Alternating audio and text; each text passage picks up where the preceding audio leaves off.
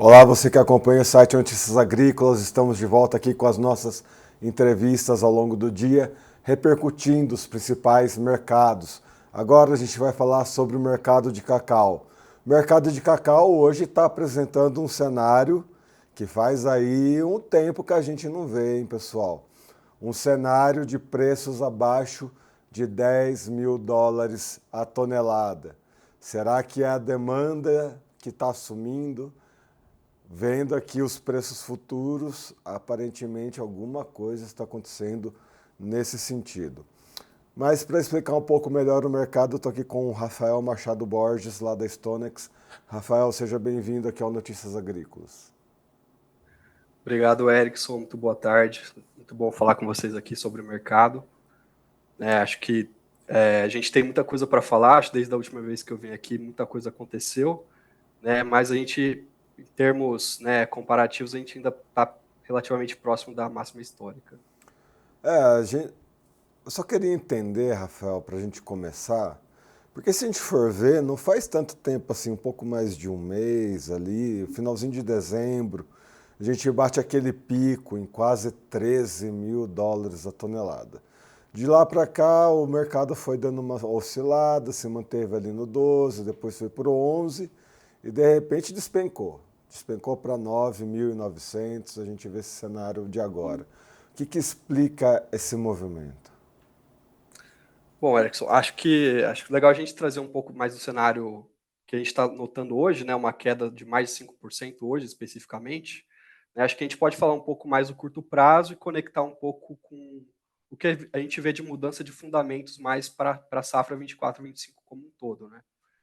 Bom, acho que no curto prazo, a gente teve ontem uma notícia saída de Gana, de que as entregas de cacau nos portos de Gana até meados de janeiro já estão próximas a 550 mil toneladas, tá? Então, é um número que surpreendeu bastante a gente.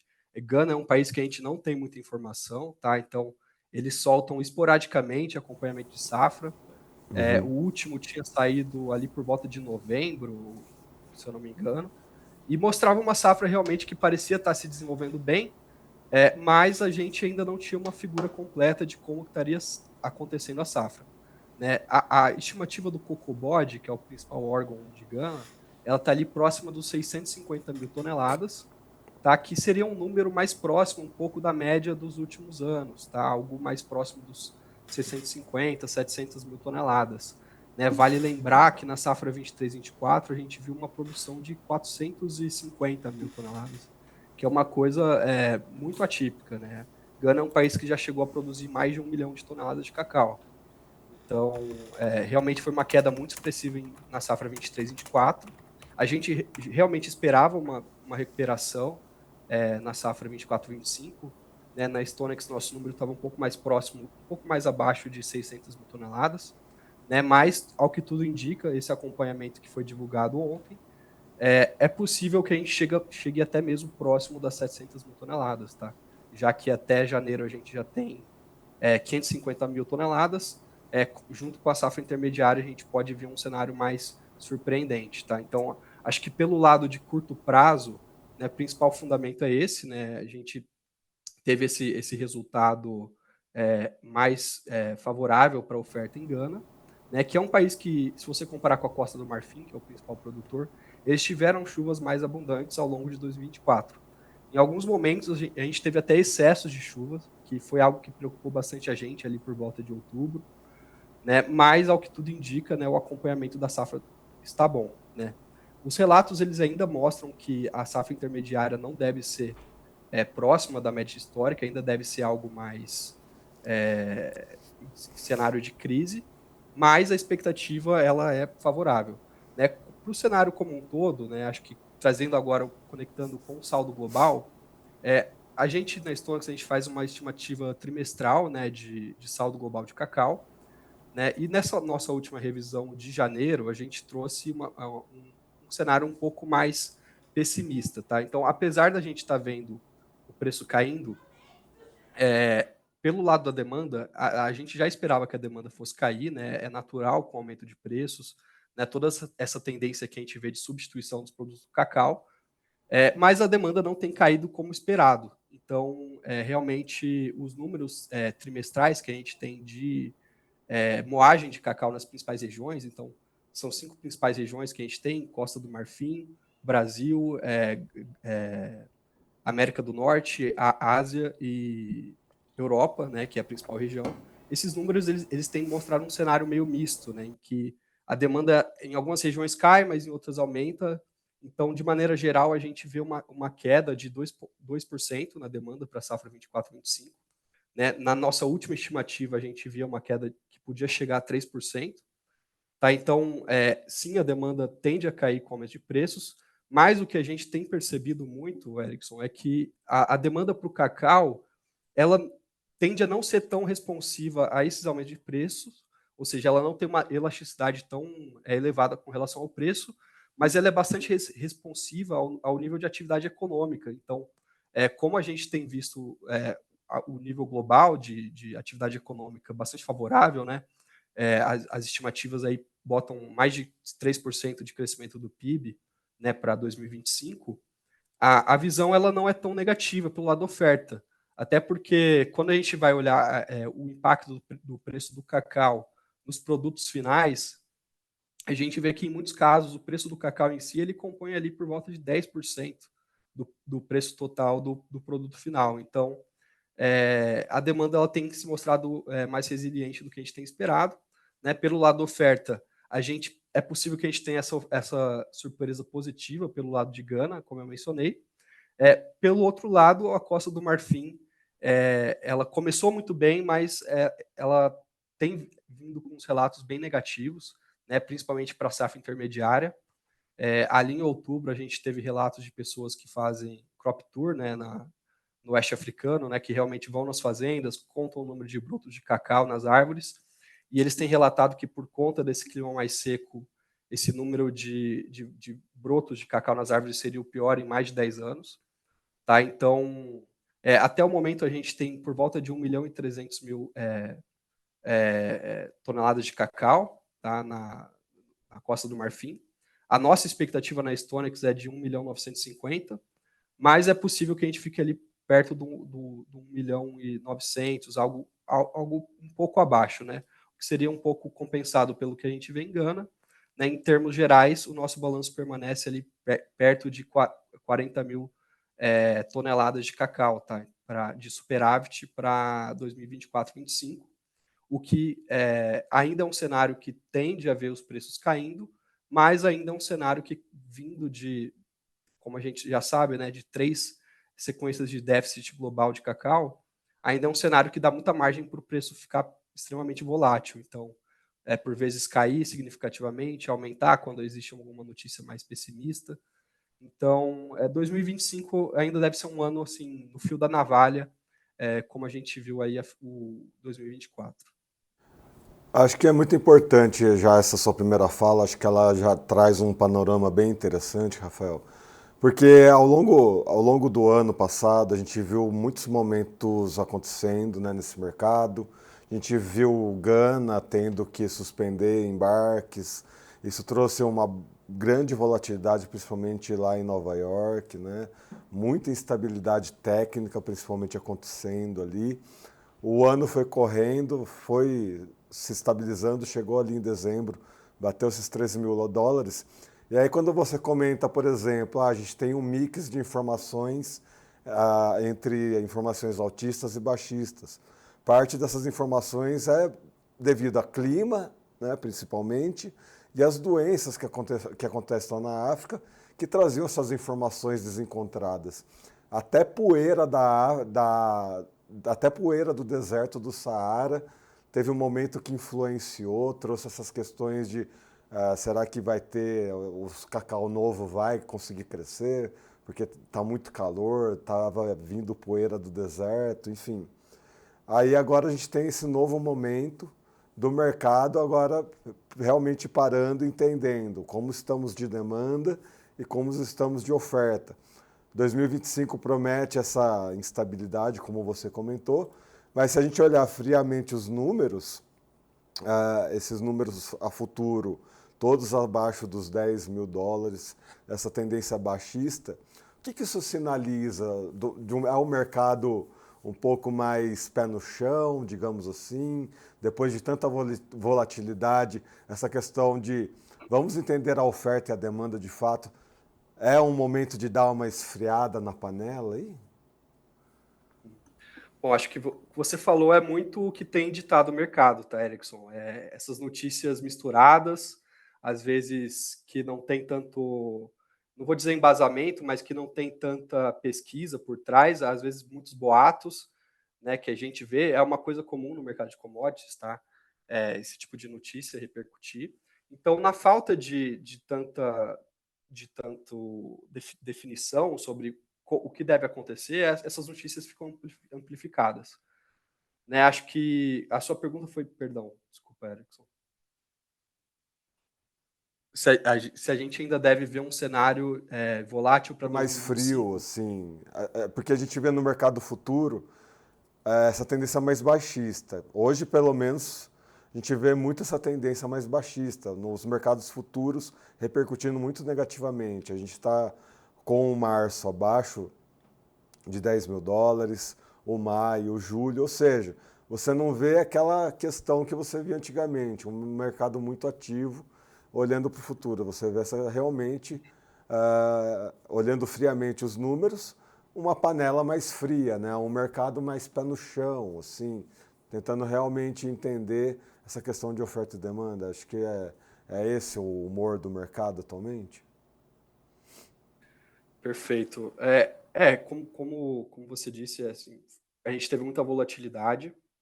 Acho que, em questão de mercado pé no chão, acho que quando a gente viu essa alta toda no mercado do cacau, é interessante a gente notar que no mercado futuro a gente consegue negociar até mesmo contratos para 2026, 2027. Então a gente consegue precificar outras safras e a visão do mercado de longo prazo.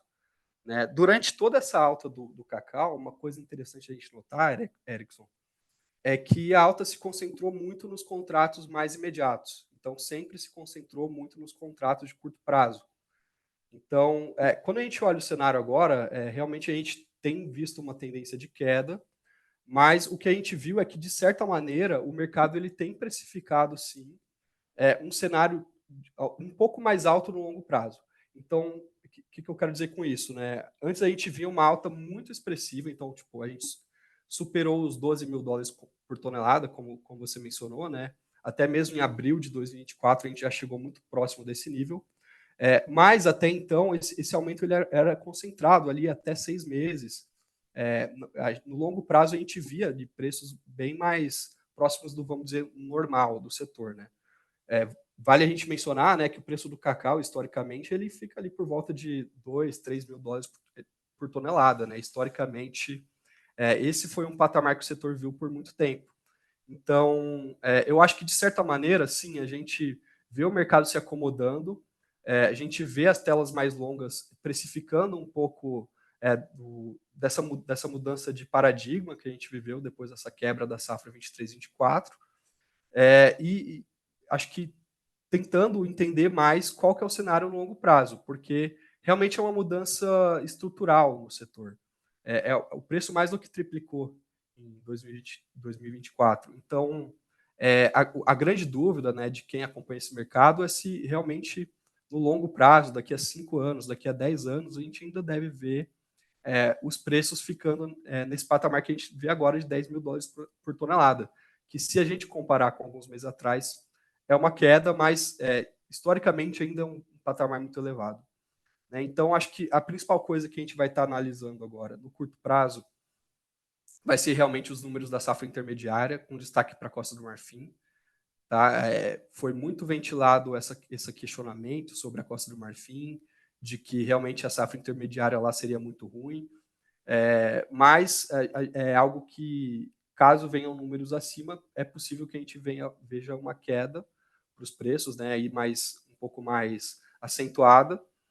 Mas, como eu disse, a demanda ela tem permitido com que os preços se mantenham elevados, pelo menos no curto prazo.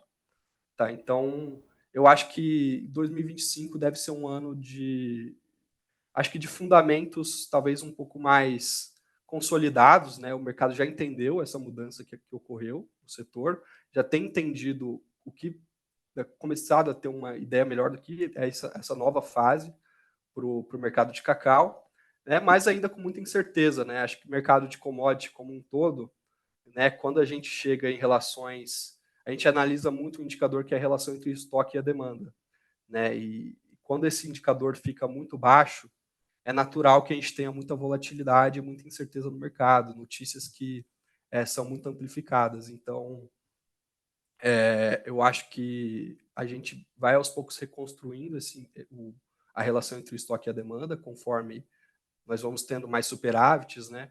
A gente espera para essa safra, como eu mencionei, 40 mil toneladas, que ainda é um superávit tímido, né, considerando o histórico que a gente viu em 2023 e 2024, mas eu acho que o que a gente vê para o mercado é isso, né? Uma tendência de queda, mas que talvez seja um pouco mais lenta do que a gente esperava inicialmente, quando a gente fez, por exemplo, a nossa estimativa de outubro. Tá? Quando a gente fez a nossa estimativa de outubro, a gente esperava que esse superávit podia ficar acima de 100 mil toneladas. Né? Não foi o que se confirmou, tanto pelo lado da demanda quanto pelo lado da oferta. Tá? Então, acho que o cenário é esse. Tá? O 2025 ainda pode ter muitas surpresas, como eu falei. A principal coisa a ser analisada vão ser os indicadores da safra intermediária, mas, de maneira geral, acho que essa é a visão.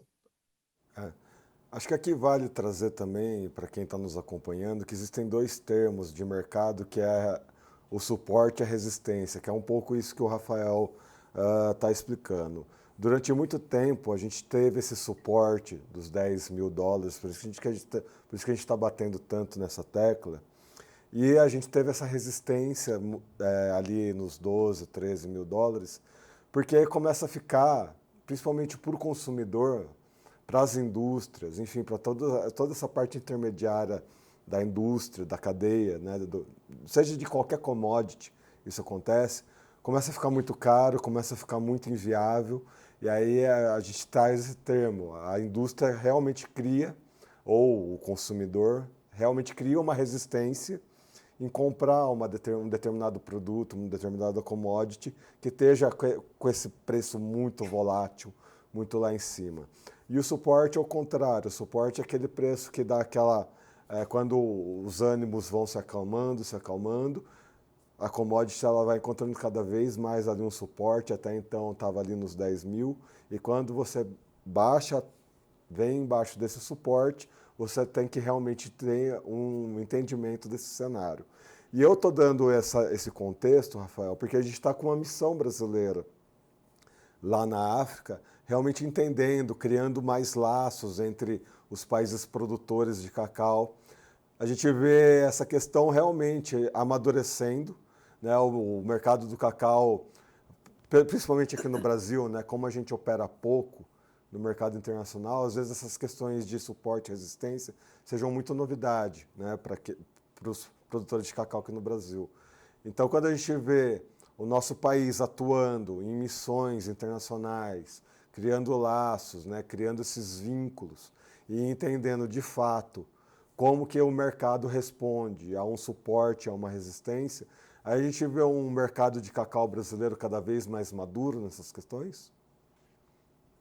Olha, eu acho que sim. Acho que essa mudança estrutural de preços, como eu mencionei, né, o preço mais do que triplicou, frente ao histórico dos últimos 10 anos, né, eu acho que isso traz muita mudança. A gente tem visto o setor se movimentando muito para tentar entender o que está acontecendo, né, tentar entender se isso tende a se manter no longo prazo, tentar, principalmente alguns dos setores mais afetados foram ali, né, os consumidores de cacau, né, essas indústrias que utilizam o cacau como matéria-prima, né, eles tentaram se reinventar muito, né, com essa mudança de preços, né, de qualquer forma alterar, tentar não repassar da mesma maneira esse aumento de preço para o consumidor, tentar manter as margens. Né? Tudo isso foi um desafio muito grande, acho que principalmente pelo lado do consumidor. Né? O produtor também, no Brasil, mas também no mundo, ele sofre muito por conta dessas doenças. Né? A gente, no Brasil, a gente teve uma safra 23, 24 que foi bastante difícil para muitos produtores. Né? Agora, em 24, 25, a gente espera uma melhora bem significativa, né? A gente tem visto muito aumento dos investimentos no setor, venda de fertilizantes, de manejo agrícola, controle de pragas. Então, tudo isso faz a gente se sentir mais otimista com o setor do cacau no Brasil. Acho que esse intercâmbio com o oeste africano, né, como um todo, é muito positivo. Acho que o Brasil hoje ele tem uma meta, né, de se tornar completamente autossuficiente em cacau, né, conseguir continuar crescendo o nosso processamento de cacau no mercado interno e, ao mesmo tempo, crescer a nossa produção também para atender isso. Então, acho que o cenário ele é favorável, né? Acho que os preços permitem com que a gente veja cada vez mais investimento nesse sentido. Está chegando. Só, só para a gente finalizar aqui o nosso bate-papo e olhar para o consumidor, já que a gente está falando dessas demandas, né? Olhando para o consumidor final, e a gente olha aqui com um recorte mais especial para o Brasil, principalmente porque a gente já caminha aí a rumo da Páscoa, e a gente sabe o quanto é importante, principalmente para o mercado de chocolate, a Páscoa, né? Essa Páscoa a gente vai ver um chocolate um pouquinho mais inflacionado aí, vai apertar no bolso de quem for comprar um chocolatinho de Páscoa? Olha, eu sinto que é o que a gente já está começando a ver, né? Os preços demoram, né, para se transmitir ao redor da cadeia, né? Como eu mencionei, muitos produtos de chocolate, barras de chocolate, e alguns produtos que às vezes só incluem o pó de chocolate para dar um sabor, aquele sabor, né, diferenciado. Muitas vezes o cacau em si ele é uma porcentagem pequena do custo, então a gente não vai ver a mesma proporção de repasse dos preços, mas é claro que agora na Páscoa assim, os preços devem aumentar, né? A gente vai ver como isso vai aumentar o consumo, né? Assim, na literatura a gente estuda um pouco sobre os condicionantes da demanda do cacau, né? Acho que por ter essa condição um pouco especial, né, de um consumo às vezes especial, um consumo discricionário que a gente fala, de um consumo de luxo, vamos dizer assim, a gente vê que muitas vezes o consumo não cai tanto com o aumento de preço, né? Porque o consumidor ele quer ter aquele bem, né? Ele quer ter o cacau meio que como um treat, que a gente fala em inglês, né? Um bem especial para aquela ocasião. Então, o consumo tende a não ser tão afetado por conta disso, né? A gente vê que, historicamente, em momentos que a gente teve preço elevado, mas a atividade econômica em patamar favorável, como que a gente tem visto no momento no Brasil, os preços, o consumo tende a não cair tanto. Então, claro que a gente vai ver ainda como isso vai se propagar pela cadeia, né? A gente vai ver os números que vão sair agora nessa Páscoa, mas a nossa expectativa ela não tende a ser tão pessimista nesse sentido para a indústria. Muito bem.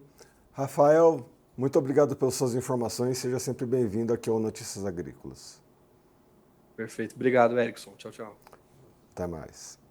Muito bem, pessoal. Vocês viram aí, né, o mercado do cacau repercutindo negativamente, né, essas questões, principalmente a demanda, né, como a gente comentou aqui ao longo da entrevista, quando você tem uma resistência muito alta, né, ou seja, uma volatilidade de preços ali 11, 12, quase 13 mil dólares, as indústrias começam a repensar, né, suas estratégias. O mercado consumidor como um todo começa também a olhar com muita atenção o quanto vai apertar no bolso, né, esses preços tão caros de forma internacional, e aí acaba afetando a demanda, e quando você afeta a demanda, consequentemente os preços também vão ter aí uma repercussão, que é o que está acontecendo atualmente. Mas a gente continua olhando, né, um mercado de cacau cada vez mais maduro, cada vez mais atento a essas questões de oferta e demanda, principalmente aqui para o Brasil. Muito bem, amigos, lembrando, ative o sininho, se inscreva no canal, deixe o seu like. Eu vou ficando por aqui. Até uma próxima. Um abraço.